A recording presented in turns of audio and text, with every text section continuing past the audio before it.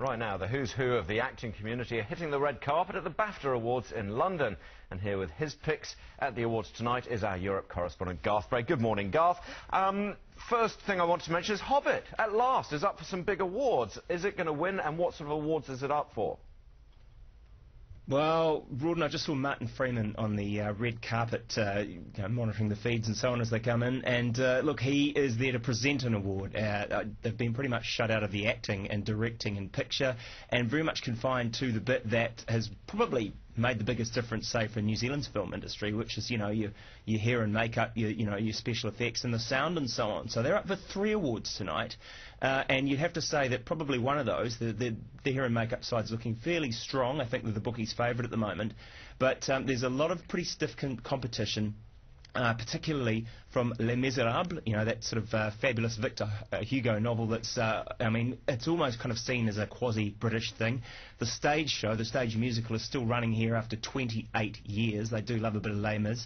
And, of course, the sound on that show was particularly kind of novel because they recorded it all live, essentially. They had, Hugh Jackman and Anne Hathaway singing there with pianos playing and the whole thing. So that's quite an innovation. And that's probably going to put up some pretty stiff competition for The Hobbit in that sound award.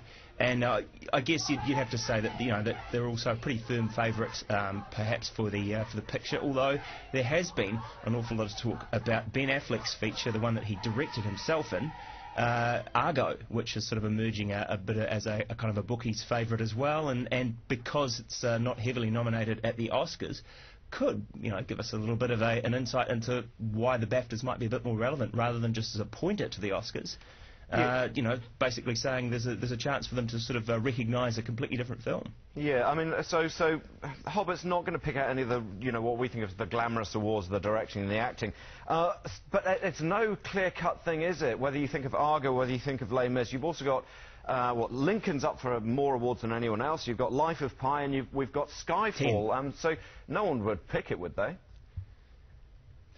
I think, everyone seems pretty convinced that Daniel Day-Lewis has got a lock on the Best Actor award just because he's sort of head and shoulders, and that's not even accounting for the fact that Lincoln was a very tall man.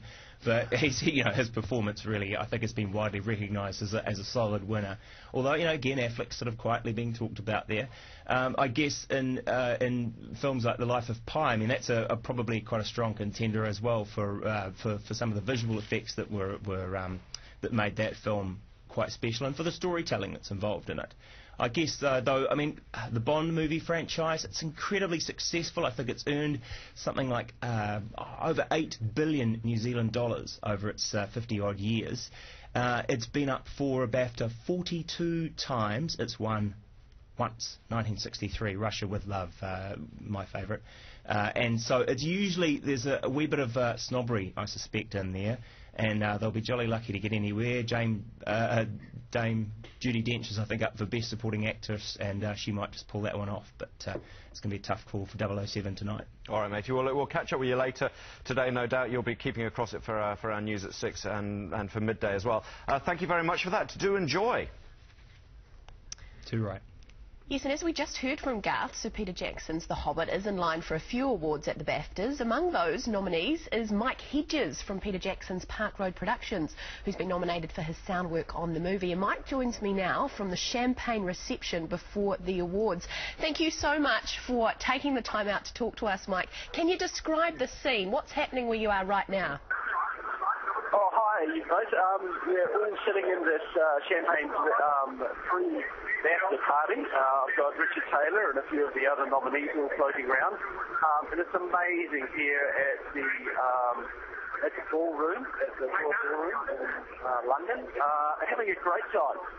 I bet you are. What are you most looking forward to in the evening? I guess it's a very, very fancy and prestigious affair. What are you looking forward to, Mike? Oh, look, it's a blast being here. Seeing all the movies, all of the people here are stunningly dressed, and my wife is one of those, of course. I'm really looking forward to the party afterwards. Win-wins or otherwise, Hobbit has done exceedingly well, and everyone has a great time here at the BAFTAs. I bet you're looking forward to the after party. Now, you talked about people being beautifully dressed.